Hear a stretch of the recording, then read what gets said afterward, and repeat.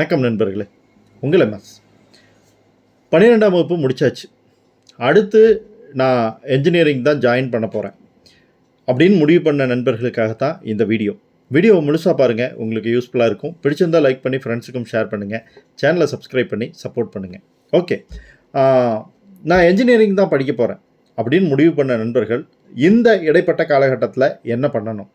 ஏன்னா கவுன்சிலிங்க்கு இன்னும் ரொம்ப டைம் இருக்குது. ஆல்ரெடி நம்ம உயர்கல்வித்துறை அமைச்சர் அவர்கள் தெளிவாக சொல்லிட்டாங்க.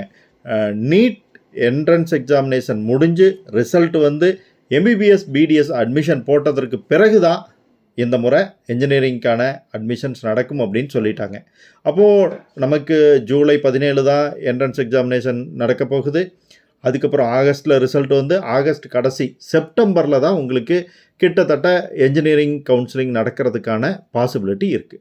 இவ்வளவு லாங் டைமை நம்ம வேஸ்ட் பண்ணணுமா அப்படின்னு கேட்டால் கண்டிப்பாக இல்லை அப்படின்னு தான் சொல்லுவேன். இந்த டைமை நீங்கள் ரொம்ப யூஸ்ஃபுல்லாக பயன்படுத்திக்கணும். நீங்கள் என்ன டைப் ஆஃப் என்ஜினியரிங் எடுக்க போகிறேன் அப்படிங்கிறத பற்றி நல்லா அனலைஸ் பண்ணி வச்சுக்கோங்க. அதற்கான பேஸ் என்னென்னவெல்லாம் படிக்கணும், என்ன சப்ஜெக்ட் நாலேஜ் இம்ப்ரூவ் பண்ணிக்கணும், நாளைக்கு படிக்க போகும்போது சிக்கல் இல்லாமல் இருக்கிறதுக்கு என்னென்னவெல்லாம் பண்ணணும், எல்லா வேலைகளும் இப்போ நீங்கள் பண்ணணும். நீங்கள் என்ன ஃபீல்டு எடுக்க போகிறீங்களோ அந்த கோர்ஸ் படிச்சிருக்கக்கூடிய உங்களோட சீனியர்ஸ், ரிலேட்டிவ்ஸாக இருக்கலாம், ஃப்ரெண்ட்ஸாக இருக்கலாம், ஸ்கூல்மேட்ஸாக இருக்கலாம், அவங்ககிட்ட கேளுங்க.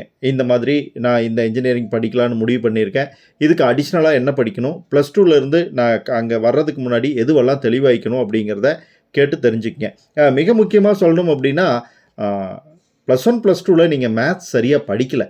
ஸோ இந்த சந்தர்ப்பத்தை பயன்படுத்திக்கிட்டு மேத்ஸை கொஞ்சம் பார்த்துக்குங்க. இன்டகிரேஷன், டிஃப்ரென்சியேஷன், ப்ராபபிலிட்டி, இந்த மாதிரி என்ஜினியரிங்க்கு முக்கியமான சாப்டர்ஸ் எல்லாம் இருக்குது. அதெல்லாம் பாருங்கள். எங்கே பார்க்குறதுன்னு கேட்டால் நம்மளை மாதிரி நிறையா யூடியூபர்ஸ் உங்களுக்கு மேத்ஸ் டீச் பண்ணியிருக்காங்க. அதில் பேசிக் ஃபண்டமெண்டல்ஸ் புரிஞ்சுக்கங்க. இது கண்டிப்பாக என்ஜினியரிங் போகிற யாராக இருந்தாலும் அவசியப்படும்.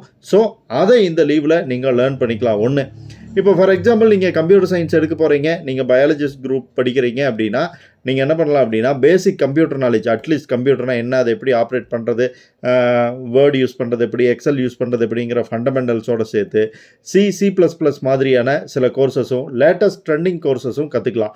நீங்கள் கம்ப்யூட்டர் சயின்ஸ் படிச்சிருக்கீங்க, கம்ப்யூட்டர் சயின்ஸ் ஸ்டூடெண்ட்ஸ் தான், அடிஷ்னலாக என்ன படிக்கணும் அப்படின்னு நினச்சிங்கன்னா நீங்கள் தெரிஞ்சது போக கூடுதலாக என்ன தெரிஞ்சுக்கணும். ஒருவேளை C++ இந்த வருஷம் சரியாக படிக்கல அப்படின்னா இந்த விடுமுறையை பயன்படுத்திக்கிங்க அப்படின்னு சொல்லுவேன். ஜூன், ஜூலை, ஆகஸ்ட் 3 மாதம் இருக்குது. ஒரு சர்டிஃபிகேட் கோர்ஸை நீங்கள் முடிச்சு வச்சிடலாம். நாளைக்கு காலேஜ் போனால் ரொம்ப யூஸ்ஃபுல்லாக இருக்கும். ஸோ இந்த டைமை நீங்கள் வேஸ்ட் பண்ணிடாதீங்க. என்னோட ரெக்வஸ்ட் அதுதான். கண்டிப்பாக ஒரு கோர்ஸ் போங்க, ஜாயின் பண்ணுங்கள், பேசிக் நாலேஜ் இம்ப்ரூவ் பண்ணிக்கங்க. என்ஜினியரிங்கில் வேலை கிடைக்கல அப்படிங்கிற வார்த்தை உங்களோட வாயிலிருந்து கண்டிப்பாக வராது. இதை பற்றி நீங்கள் என்ன நினைக்கிறீங்க மறக்காமல் கமெண்ட்டில் சொல்லுங்கள். உங்களோட ஃப்ரெண்ட்ஸுக்கும் கண்டிப்பாக இந்த மெசேஜை பாஸ் பண்ணுங்கள். வீடியோ பாஸ் பண்ணுறது மூலிமா. மீண்டும் அடுத்த வீடியோவில் சந்திக்கலாம் நண்பர்களே. நன்றி.